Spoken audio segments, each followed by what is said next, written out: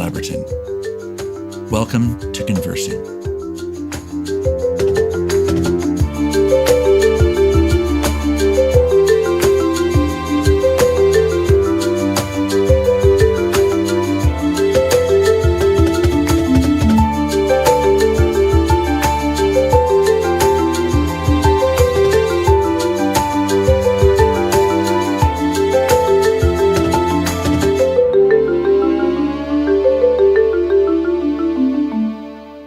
What a joy it is today to welcome Dr. Esau McCaulley as our guest on Conversing.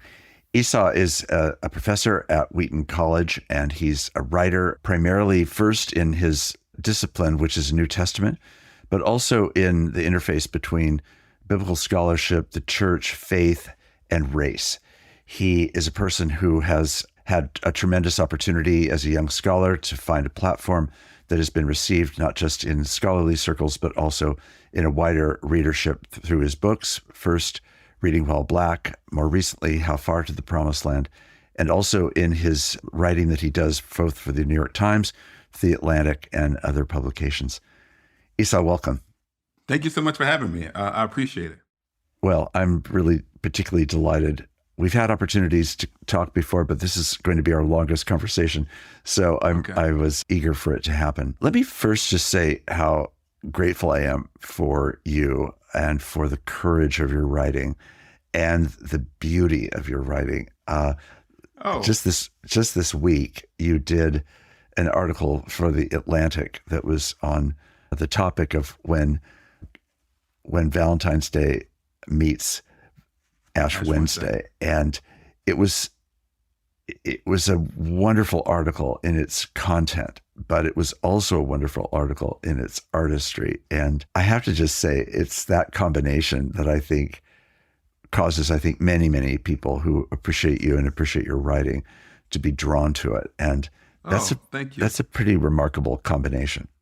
Oh, I mean, I don't know. I think I'm biologically incapable of blushing, but but you're gonna make me at least smile and feel a little bit embarrassed. I've always thought that the beauty of the God that we describe ought to be reflected in our prose without being too saccharine. Yes, and so yes. Every now and then, it doesn't happen all of the time. As the young people say, you get in your bag as a writer. And every now and then you feel like I'm really in a place where I feel like God is using me to communicate something really important. And when I sat down to write the Ash Wednesday and Lent piece, Ash Wednesday and Valentine's piece, I really felt like I had a clear idea of what I wanted to say, and the words just kind of flowed. Right. And if you're really confident as a writer, you start to try things, and you start to get a little bit cute. And I got a little bit cute in a couple of places, and I'm glad that the reader was patient with me when I did that. Yeah. Well, I thought it was really quite a profound article and a beautiful merger, which many people commented on that day, but you commented best. So I was really appreciative of that. Thank you. So Esau, this book that we're going to be focusing on today is your recent book called How Far to the Promised Land. And it's subtitled One Black Family's Story of Hope and Survival in the American South. Yeah. And it's gotten a tremendous response, and it's received a lot of critical praise. It's appeared on a lot of secular lists as well as on other Christian lists and so forth. It's gotten a great cross readership, you might say, in that way. And it is deserving of that sort of attention. I'm just curious, toward the beginning of the book, you make, I think, one of the most important statements that frames the whole book. And it's really when you're trying to express your fundamental intent. And you frame it around a story that happens at an event where you're asked a question, which you demur from responding to. And in a moment, I'd like you to sort of set the story up and then begin reading, if you would, on page 17 in the preface. Okay. So I found myself, it was my son's birthday, and they had invited me to go to UNC to give a talk on whether or not Christianity was good or bad, kind of as relates to race and justice in America. And I had initially said no, but the other speaker who was coming was Lecrae. and my son was a huge Lecrae fan. It's like, sure, if you get me and my son a ticket, then I get to be the cool dad to take my son to meet Lecrae, and then I'll do the event. And they managed to do that, and so we're there. And it kind of went well. It's kind of the normal kind of apologetic Christianity and racial justice. And we got to the Q&A. And someone brought a question from the audience. It wasn't the announcer themselves. And they asked the question, tell us about the worst experience of racism that you had experienced before in your life. And I refused to answer the question. And I'll pick up at that point. I talk about this in the part and the story. But that night on stage, I realized that something had shifted. I did not want to speak about overcoming racism and poverty as a hero. Nobody escapes poverty. We are marked by it. The fringe relationships and traumas we experience linger. We carry them wherever we go. And the spotlight in these narrow narratives is too narrow. A good narrative, a Black one at least, is not owned by any individual. It is, instead, the story of a people. The focus on a singular person obscures the truth that the gifted are not the only ones who succeed, and the weak are not the only ones who perish. And the America we laud for producing victors still creates too many victims to be at ease with the way things are. Instead of hearing about the worst hardship I'd ever experienced, what the audience needed was for me to talk about the community and the family that shaped me, the people normally written out of such stories, and how the struggle in each life to find meaning and purpose, regardless of its outcome, has a chance to teach us about what it means to be human. In the end, my decline to answer is what this book is about. What I owe the audience, yes, but my people first and foremost. A story not about me, but about us. I thought that was so profound, and I took it with the full seriousness with which you offer it. And I read the book with that intentionality in the forefront of my mind. This is not just, as it were, a biography. This is a story of one family, but it is meant to be a story that carries with it a context, a history, a narrative, a people, something much bigger and broader than just one person's story. And I guess I wanted to ask several questions about just the whole idea of your writing this book. I mean, first of all, I think it's the most self-disclosing book that you've written and the most self-disclosing writing that I've seen. And it takes us into some very deep and heavy, heavy things in your family. And I guess I was curious, what made this the right time in your own life to write a book like this? Well, there's two things. One is, it was a struggle for me to write the book. Every book that you ever write costs you something in the writing of it. It's just not just in the time, but the emotional energy that it takes. Yes, absolutely. And it kind of took a lot for me to write it.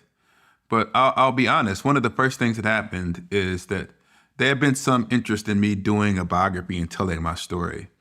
And so that's the kind of thing that you get a lot. If you're a Black person who grows up in poverty, and you make it to the middle class, people want to know how you did it. And I just fundamentally didn't want to do that. And I'd said, no, believe it or not, won't do it. I couldn't find a way into the narrative. And that paragraph is actually what allowed me to write the book. Yes. I could say, I can't write a book about me, but I can write a book about us. Right. Because there is a way in which you can feel trapped by your own story. Right. And the way that people will use your story against other suffering people. Yes. And I knew that if I said I grew up poor and I worked hard and I made it to the middle class, then the lesson from that story is, if other people wanted it bad enough, then they can make it too. Right. And so in some sense, I was writing to escape the boundaries or the usage of my story. It was my way of claiming my own narrative for the good of other people. My mom always said to me, when you get to where you're going, don't forget about where you came from. And so in one part, this story is an exercise about memory. Yes. But the second part of it is, it's really the initial subtitle is what became one Black family story of hope and survival in the American South. Was actually the initial subtitle was The Trauma and Miracle of Black Life in America. Yes, yes. Because there's a lot of trauma involved in the book and a lot of miracle. And so sometimes when you go through a traumatic thing in your life, the only testimony that you have is like, I survived it. Like we've escaped from the snare of the hunter. We just alive. Yes. And we don't really have, or I didn't really have control of the narrative. You know what I mean? It's like, I am glad God was there and I survived that part of my life. And a lot of us have these kinds of traumas that we're not ready to talk about. And they could go years, decades. We're just not ready to talk about them. But sometimes you get to this place in our lives where the stories that once controlled us, we control them. Yes. That we can then begin to finally make sense of parts of our lives and bend them towards God's glory. Yes. And I talk about how the stories that are in this memoir are the things that happened that I made enough sense of to turn towards God's glory.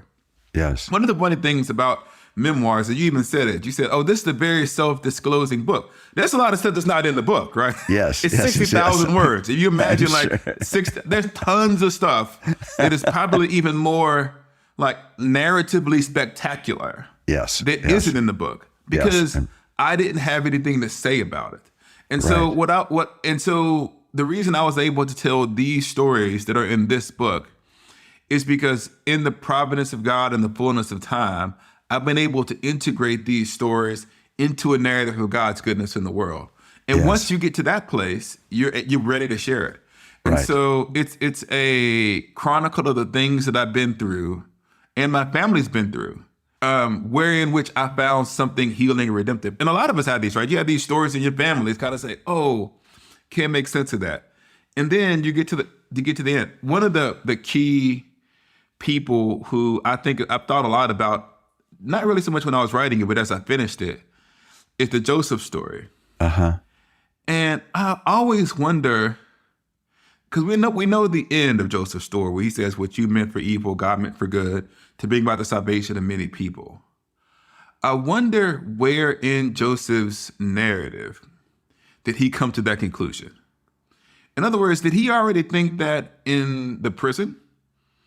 Because it doesn't seem to be the case. When he's in prison, he kind of goes, I was put in prison and I did nothing wrong. There's no statement about God's providence. Yes. So maybe Joseph isn't ready to see God's providence until he gets further along. Yes. And so I felt like I had gotten far enough in my story to be able to say, here's where God was in the midst of it.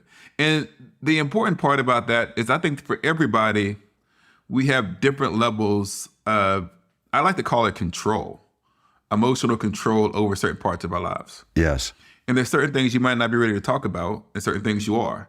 And you don't have to feel pressure to tell your story until you're ready. But I was ready to tell these stories. Yeah.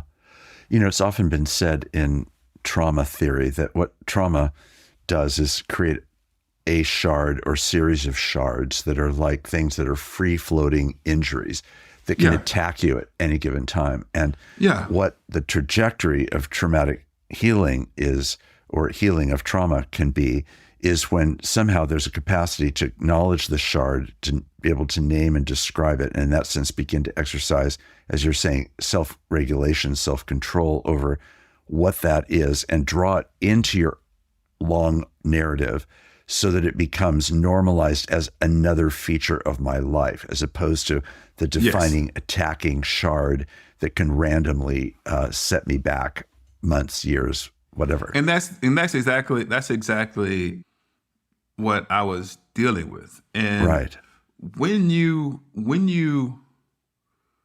one of the other things I think that was important for me personally was, because of the success of Reading While Black. Yes. And when you become a person whose job it is or vocation it is to talk about God in public. Yes. There can be this perception that, oh, you're a Christian because it kind of works for you. Yes. And they see this version of us and they think that you were a little like 6-year-old with a button-down shirt talking about Jesus. And I want to say, no. When I say God is good in the present, that's a hard-won statement that isn't this superficial stuff. Yes. And I think that there's so much stuff that you can't see in God's providence. Because you begin working on a book, you just work on the book because you feel like God has told you to write it, or God's led you to write it. But then you begin to see, okay, in some ways, How Far to the Promised Land, and my first kind of popular book, Reading While Black, entered into two radically different worlds. When Reading While Black came out, I think it was 2019, 2020, I felt like people were needing a reason to kind of see in the scripture the God who is a friend and not an enemy.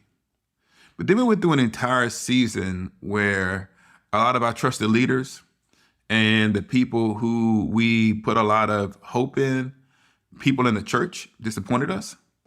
And the issues weren't so much intellectual; they were kind of emotional and personal, deeply personal issues.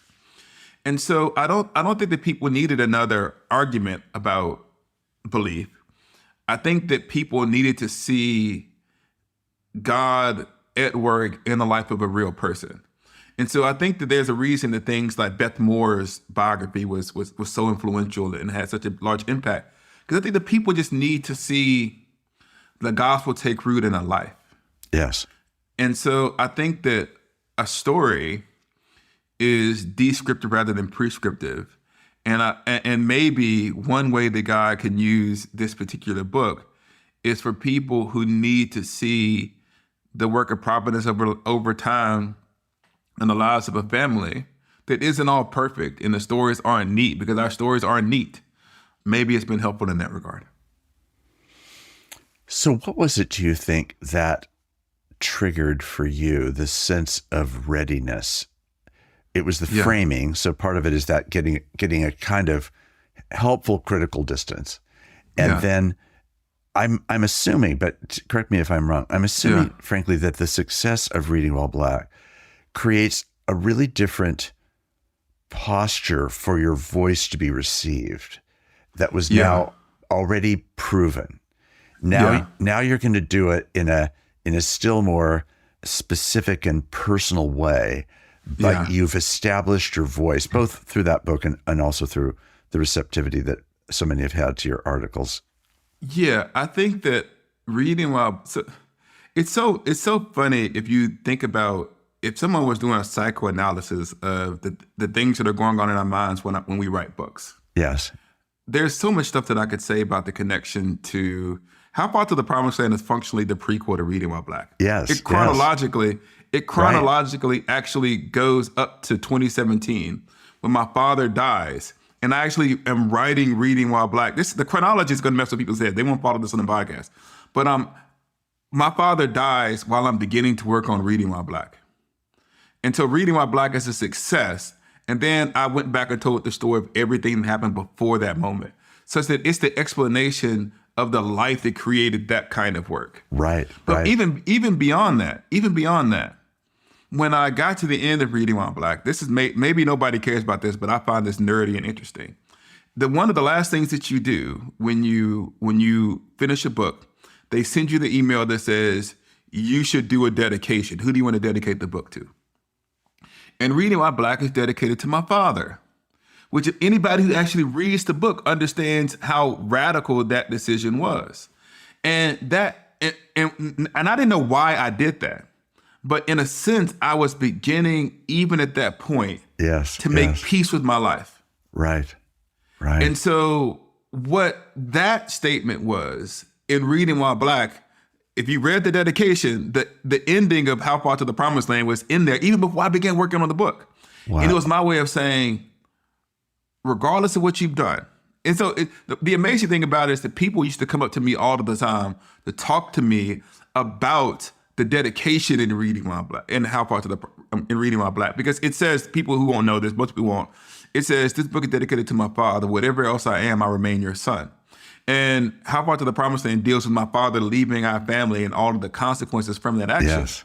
And so when I said that in the book, in the dedication, I was saying, even though you shaped me by your absence and all the things you did wrong, that absence had a tremendous impact on me becoming who I was.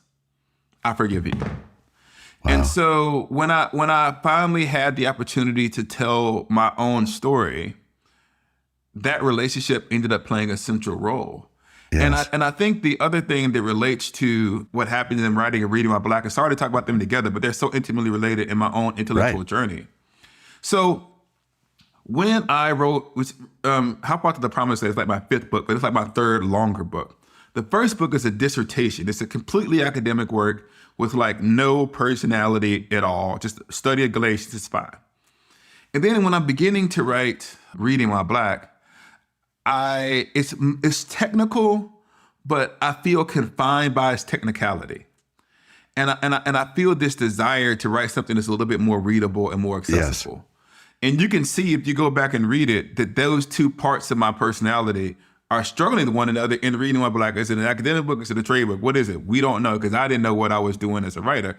But I kind of figured it out as the book went along. So then I get the opportunity to write for the New York Times, and I get to further explore the literary part of who I was. Yes. And I was comfortable with the fact that the Academy has one definition of success.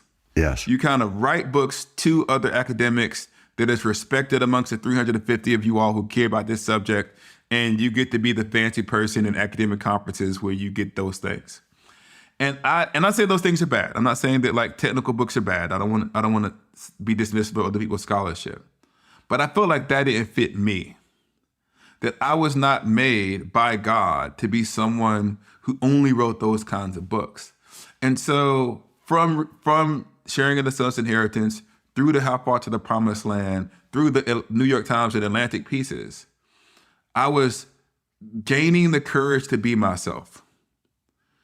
And How Far to the Promised Land, I took that to the extreme in the sense of I wrote something completely outside of my discipline, completely outside of what people expected to me. And I wasn't sure whether or not the readers are going to come with me. They're going to say, no, Esau, you stick to Bible.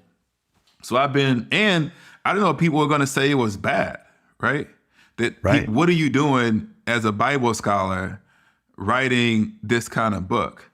And so for me, it was a risk, but it felt like something that I wanted and needed to do.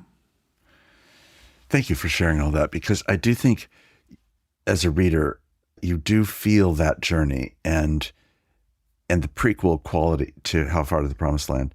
And frankly, I prefer the subtitle that you said got rejected, but leaving that to the side for a moment. I just was aware that we get to be with you and that you're letting us be with you on that journey you've actually just described. While it's not your main object to tell that story, I think if a person has an investment in who you are and what you're doing, which I feel that is just pure gold. And the fact that you do both kinds of writing is precisely why I think your voice is received in the way that it is. So I'm glad that you pressed on and continue to do so. It wasn't brave. It's so what the people who nobody knows my biography, but one of the things, my PhD was at New Testament and I studied with N.T. Wright. Right. And he's one of the like great literary theological writers of our generation. Right. But I realized pretty quickly that I was not very good at writing like a white British evangelical. Like N.T. Wright was better at being N.T. Wright than I was. Right? But I could be a Black kid from the South who experienced these things and nonetheless loves the scriptures and loved the Lord. Yes. And who has kind of the literary influence. And so I said, I'm not very good at being somebody else. Yes. I think I'm pretty good at being myself. Yes. And it wasn't, in other words, it wasn't bravery. It was failure. It's like, I can't be this thing.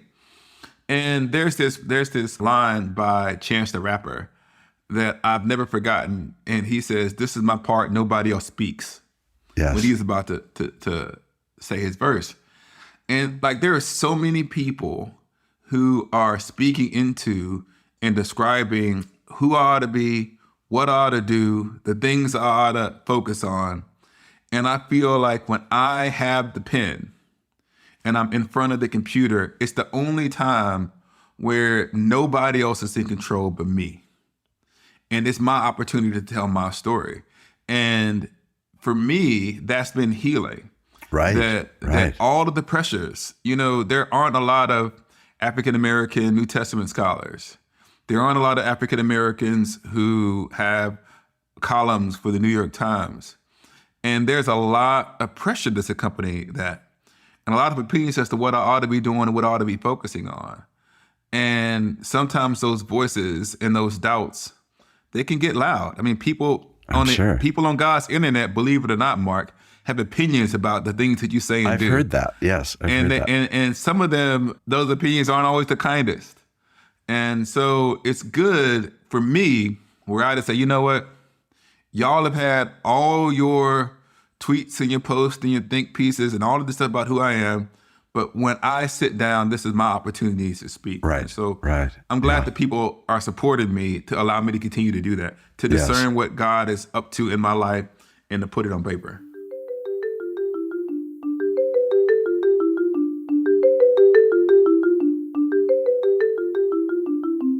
I'm Mark Labberton. You're listening to Conversing.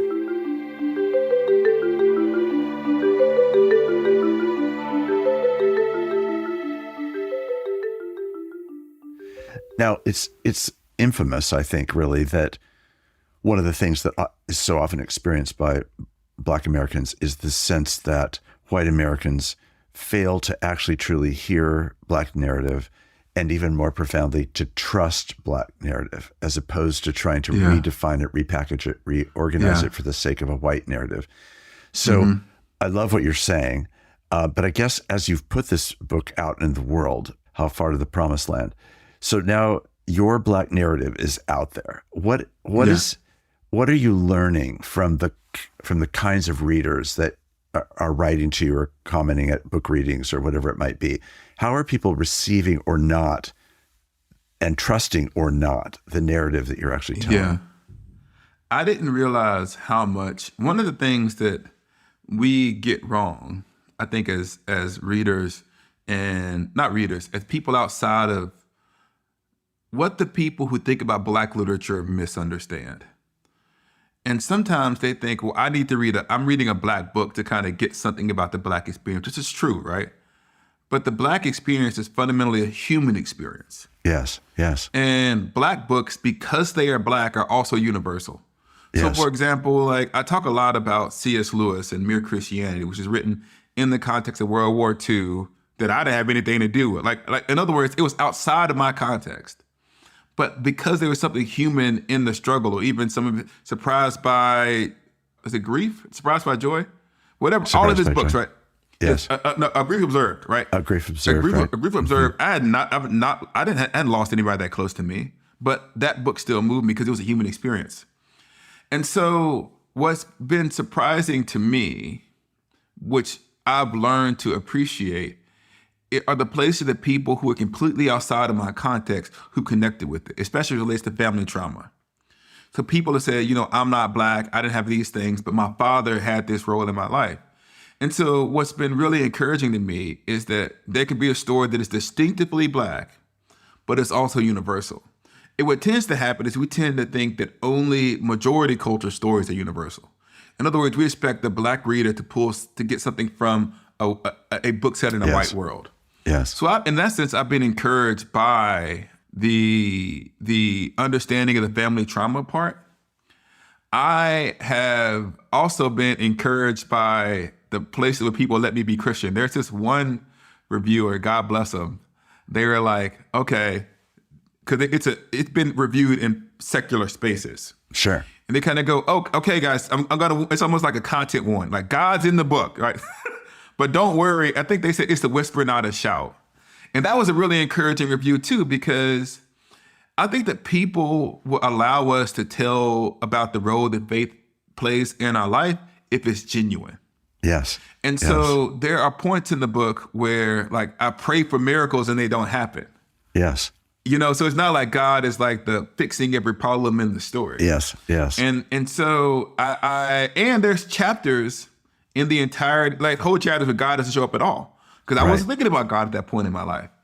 And so I've been really encouraged by the places that secular audiences have allowed me to bring in the world of spirituality. And that was really something that was important to me. And I was really glad the publisher allowed me to do it. Yes. Because there's a lot of people who will say, give us the book about race in America. Yes. Give us the book about trauma and family trauma.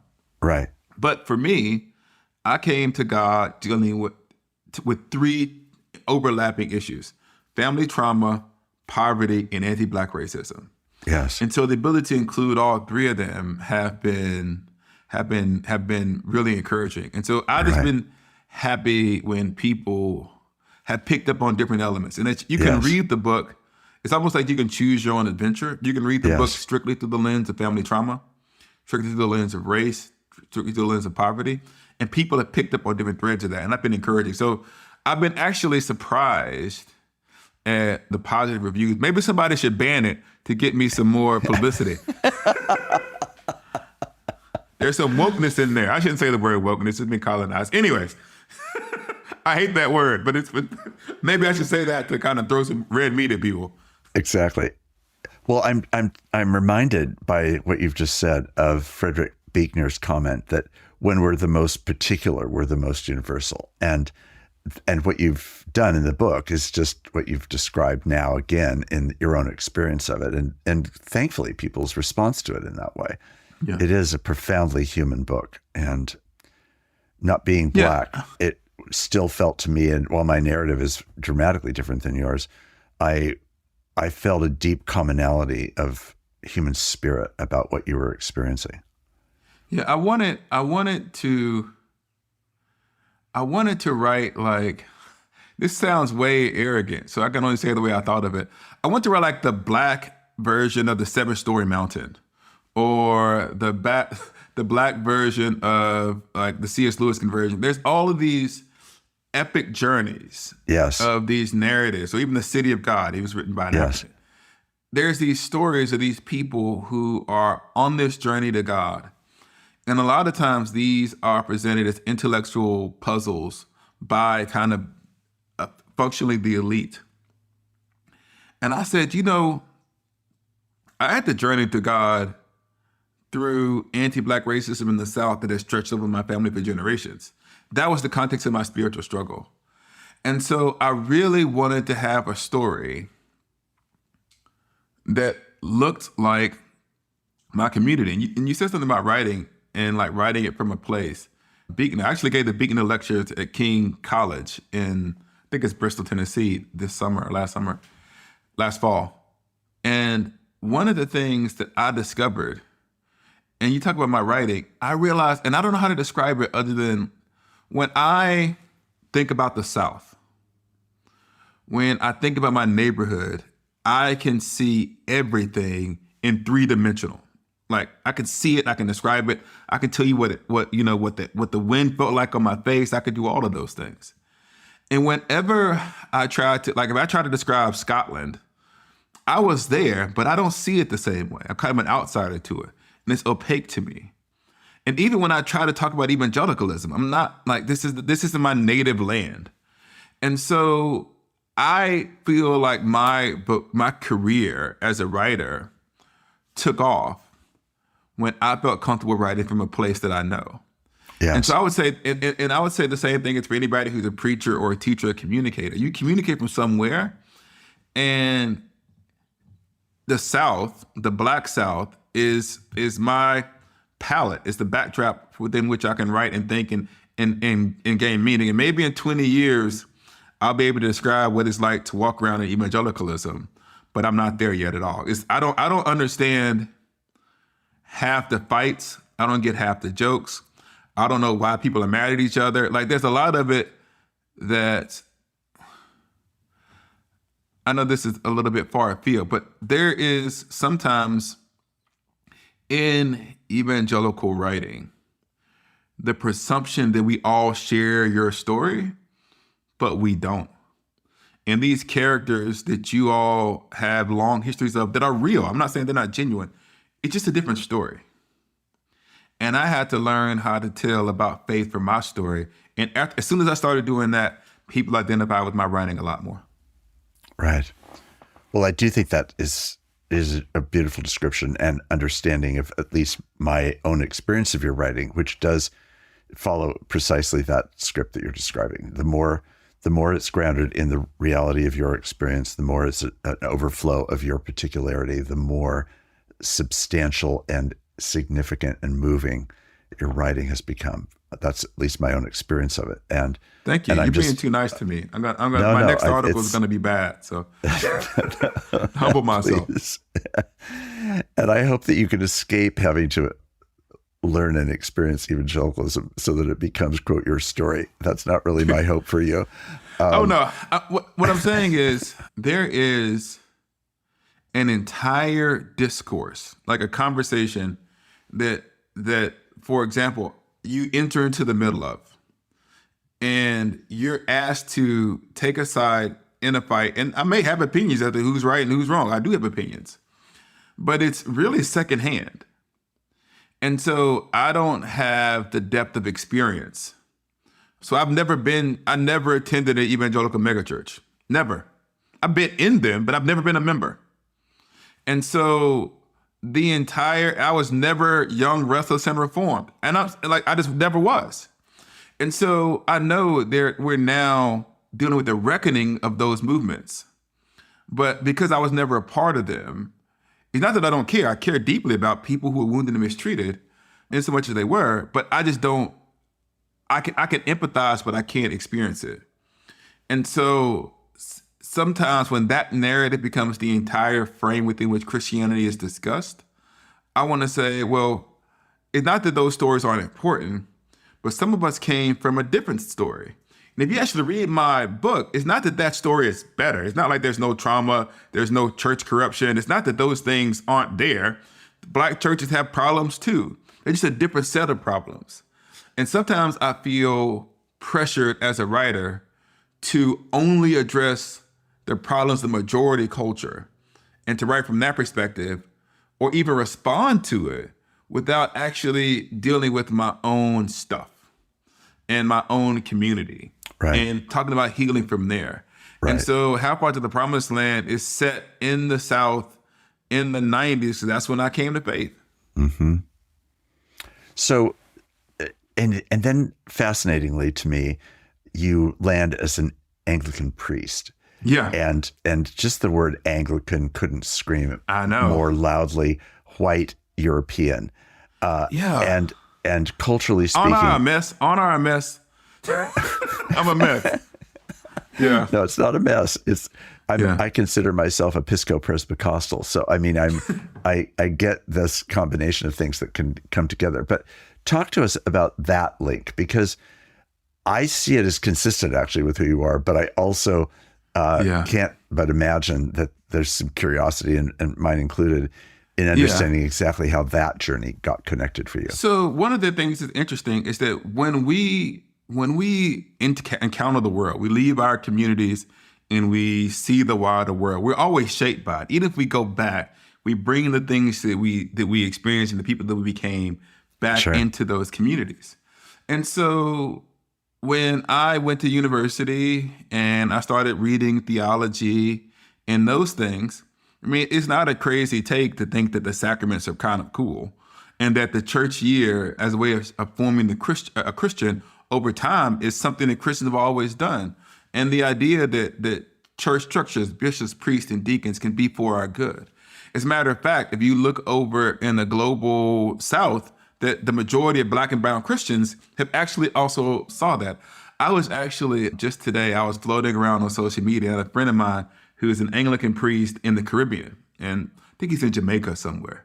And there's a video that he did of him giving communion. He has full vestments on. There's like a gospel music or something in the background, and the entire place is nothing but Black people. We're coming to receive Eucharist. I said, man, that would be great if that was in America. But all that to say is the idea that African peoples might find in the liturgy a means of encountering God isn't that odd. Because of the way the history developed in America, it is kind of strange. One of the things that, and I don't want to go too nerdy, one of the other things that I'll just say is that there is a connection for the people who want to look for it between what becomes the Black church's social teachings and our concern for advocacy for justice alongside a deep personal faith in Christ with two different elements in Anglicanism. One is British evangelicalism, British evangelical Anglicanism, that was abolitionist and justice-oriented in its core. And the Anglo-Catholic movement, the ritualistic movement, where a lot of those ritualistic Anglican churches were in slums in London. And they were also known for social action. And bumping up against the Catholic tradition within Anglicanism is Catholic social teaching more broadly, that's often combined traditional beliefs about God and the Trinity with strong concerns for the poor and the marginalized. And so I'm strongly influenced intellectually, both by the Black church's social teaching and the Anglican social teaching, which is kind of receiving the wider church's historic social teaching. So like the monastic tradition was also always oriented towards the poor. So obviously it may look weird from the outside, but from the inside, I see a strong continuity. And as a matter of fact, one of the things about the Black church in its own way is that it can be quite formal. And when I grew up, we all wore suits and robes to church, that there was a liturgy of its own style. You didn't just get up and shout at any moment. You shouted at particular places. And so there was kind of a rhythm and a consistency to church life there. So yes, it's a little bit odd, but the combination of a deep respect for the formative role that the Black church played in my own sense of self, my own identity, my own sense of love for God and his word, and the deepening of that in the context of the embrace of the great tradition is to me a piece of a whole. And as a matter of fact, I would say that a lot of my writing, if you know what to look for, is very sacramental. And there's deep, deep sacramental influences running through all of my works, if you know where to look. Yeah. So that explains, for those who would see Anglicanism as an indelibly colonial enterprise, that would be the counter narrative to that. Yeah, well, it's interesting, right? Black Christians have a long history of taking things that were used against them and reorienting them and using them for their own purposes. So obviously, the spread of the gospel initially came to parts of Africa through the colonial import. Yes. But here's the thing. This is the thing that people ought to realize, that you're going to tell the story, tell the whole story. When does Christianity explode in Africa? Right. It's actually after the end of the colonialization, when the indigenous Africans took the religion for themselves, then it explodes rapidly. And there are way more, I think the vast majority of the Anglican communion is Black and brown people. Right. And so it's not the case that in its current manifestation, there's something like belief in the church year, belief in the importance of the sacraments, word and sacrament together, belief in the importance of ritual. There's nothing in those things that must be inherently European. Yes. They can take flesh in different cultures, and they have. They have anywhere they've been given a chance. Yes. So coming back to your writing for a moment, as we come toward the close of our time together, I'd like to ask you a few questions about the sort of the future of your writing. First of all, because this is a narrative book, How Far to the Promised Land, it kept coming to my mind. I wonder if Esau is planning to write some novels. Now, in a certain way, you have begun writing novels by the children's books that you've written, which I would certainly also commend to any listeners. There's a new one that you have recently finished, I think I understand. Yes, it's coming out. It's coming out in the fall. Yeah, got it. But what about novel writing? Do you see that on the horizon of your own? Oh man, don't talk to my dreams. I've always had the dream of writing fiction. Good. But I've been too scared to really try it. And so it's a dream that I have to one day write a novel. It won't be my next book, but it is something that I have been thinking about. Right. You think I could pull it off, Mark? Do some pastoral ministry. Oh, completely pull it off. If you have any need for a cheerleader along the way, and you're feeling scared. Anybody who listens to the podcast, if enough of y'all tweet to me, I will begin working on one of the 2 fiction books that I have in my head that I've been a coward about writing. So give us your handle. How many tweets do I need? I need 100 people. Okay. If I get 100 people that say, Esau, write the fiction book, then I'll do it. Great. I love that. I can't imagine we won't get that, at least that many. I think the other thing I wanted to just comment on that I've referred to, but I do think why did you ask me that question? Since I'm taking over the podcast, why did you want to ask me if I'm going to write fiction? I wanted to know because I do think that narrative artistry, which you have in your being, is to be taken with the full seriousness that it deserves, and that it should be given as full expression as possible. And I will say boldly, perhaps, but I think appropriately, just to set the bar high, that the writing of someone like Marilynne Robinson, for example, is an exceptional expression of narrative artistry, right? She has all kinds of straight non-fictional writing that she does, and all that has its own great value. But there's something about her storytelling that is, to me, her best writing. And I was struck by How Far to the Promised Land, because I felt like it was a story, of course, that emerged out as your narrative. So that, of course, makes it powerful in its own intrinsic terms. But I also kept noticing over and over again how you told the story, which was as important as the what of the story. Okay, and I'll get to work on it. You sold me. I think it's time. I think it's time. I'm working on something else right now. So good. As soon as that's done, or in the nooks and the crannies, and I'm not working on that, maybe I'll work on my fiction book too. Are you unveiling what you're working on, or is that a hidden subject at the moment? Well, it depends on when the podcast comes out. I have my next book is on the Bible, slavery, and abolition, and it's looking at how the abolitionists read the scriptures. Great. So I have a title that I really love that I'm going to hold on to until my publisher tells me that I can use it. Yes. But my next project that I'm working on right now will be on a quasi-return to biblical studies, history, and theology.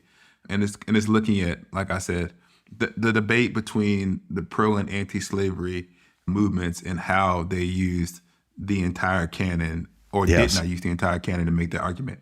Yes. Looking at how they learned to read the book in the proper way, the abolitionists, especially the Black Christian ones.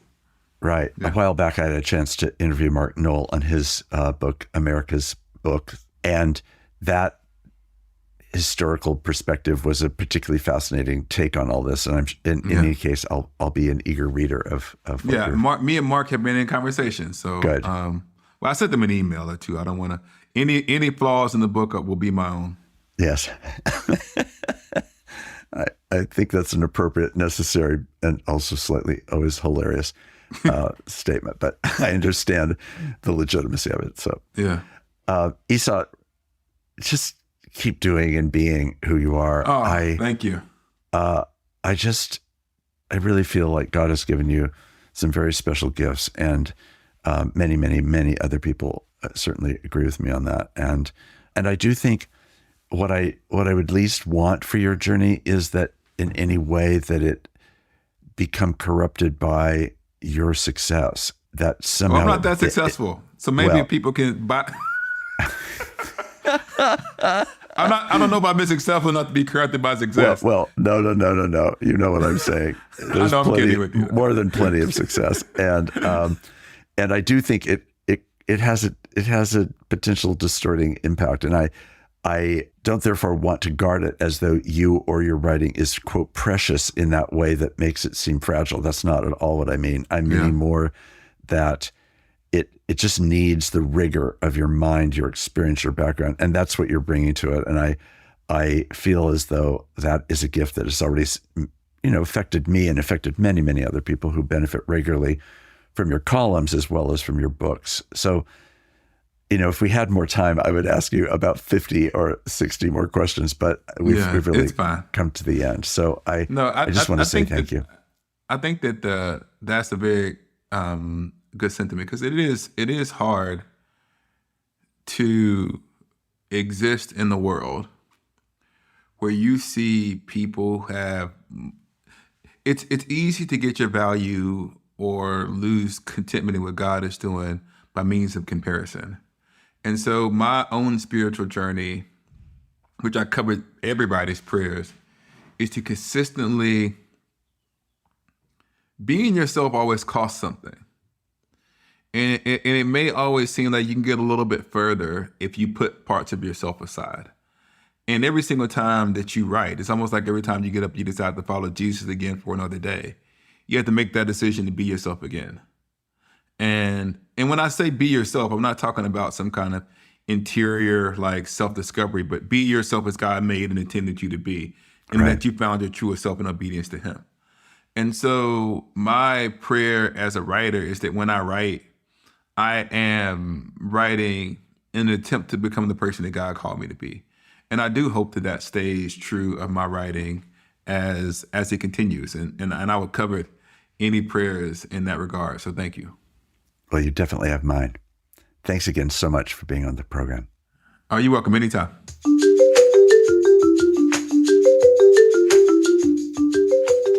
Thank you for listening.